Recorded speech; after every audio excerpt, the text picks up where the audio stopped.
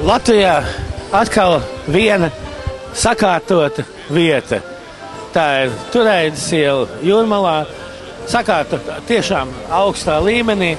Un vēl lielāks prieks, ka tas ir noticis ar ceļbūves firmas Binders rokām. Šobrīd atrodamies atjaunotajā Turaidas ielā Jūrmalā.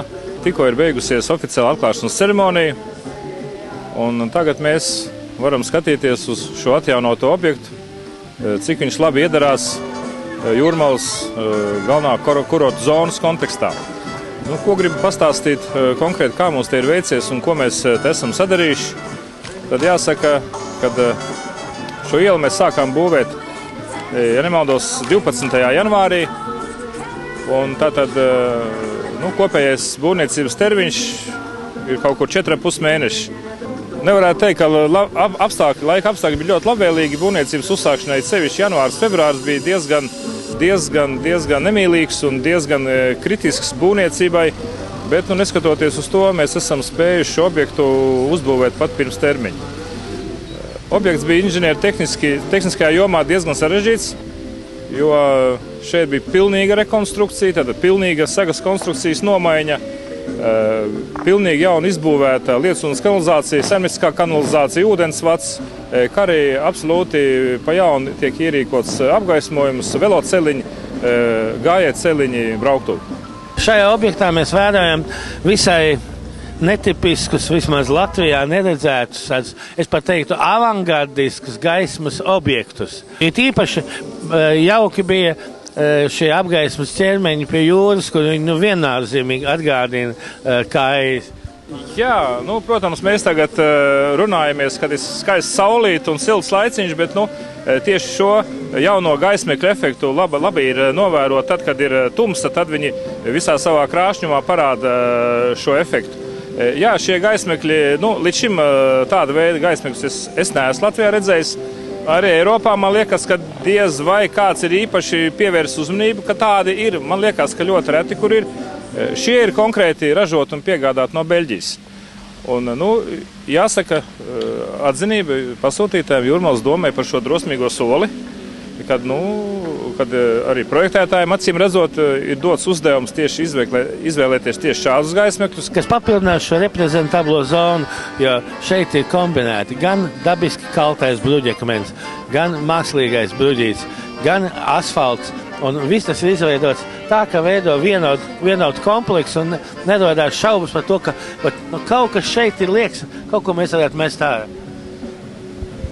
Faktiski jāsaka tā, mēs jau esam būvnieki tikai, vai ne? Un mēs esam praktiski izpildījuši gan pasūtītāju, gan projektētāju ieceri. Ja pasūtītājs ir redzējis šo objektu tādā kontekstā un projektētājs arī to viņu vīziju realizējis, mēs esam arī šo realizējuši, manuprāt, izskatās ļoti labi.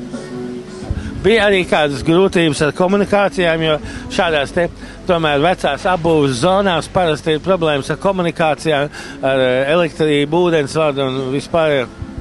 Šis objekts ir pateicīgs ar to, ka te bija pilnīgi viss jānomaina, jo, mēs visas vecās komunikācijas demontējām un izbūvējām pilnīgi jaunas. Vienīgā problēma, kā jau es šobrīd varbūt atkārtojos, bija šie klimatiskie apstākļi, šī saslušā grunts, ar kuras laikā mēs strādājām, un tādējādi, bija diezgan liels problēmas šīs komunikācijas ieguldīt un izpildīt kvalitātes prasības, ceļa segumam, sablīvējiem, jo mēs grunti mainījām, lai viņi nebūtu sasalusi. Jā, šis bija tāds svarīgs moments, bet mēs redzam, ka mēs esam tikuši ar to galā diezgan sekmīgi. Asfalts šajā objektā ir tas pats labais Bindera asfalts, kas iet cauri augsts certificētie Bindera ceļu materiālu laboratorijā. Jā, protams, asfalts ir ražots Vangažu rūpnīcā, Vangažu asfaltbetona rūpnīcā. Kā redzam, transportēts viņš uz šejien ir gandrīz 100 km. Un šāds asfalts ir daudzos objektos, kuros Binders ir būvējis. Protams, asfalta marka tips, to izvēl projektētājs, ja, mēs izpildām. Protams, kad iepriekš būvētajā Jūras ielā ir cita tipa asfalts, Turaidas ielā ir cita tipa asfalts, bet projektētājs ir aprēķinājis un pieņems lēmumu, ka tieši šāds asfalts šeit ir visatbilstošākais, mēs arī izpildām projektētāju vēlmes. Manuprāt, mums ir izdevies. Vai binderiešiem būs prieks apbraukt uz Jūrmalu un pastaigāt kādā brīvā vasaras vakarā?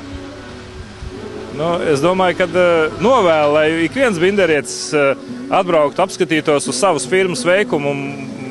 Jābūt lepnam, ka ne tikai binderieši te staigā, bet arī visi Latvijas iedzīvotāji, iebraucēji. Faktiski šī ir Latvijas galvenā kurortu vieta un staigāt par savu objektu un apzināties, ka tas ir tavs darbiņš. Nu, es domāju, tas ir lieliski.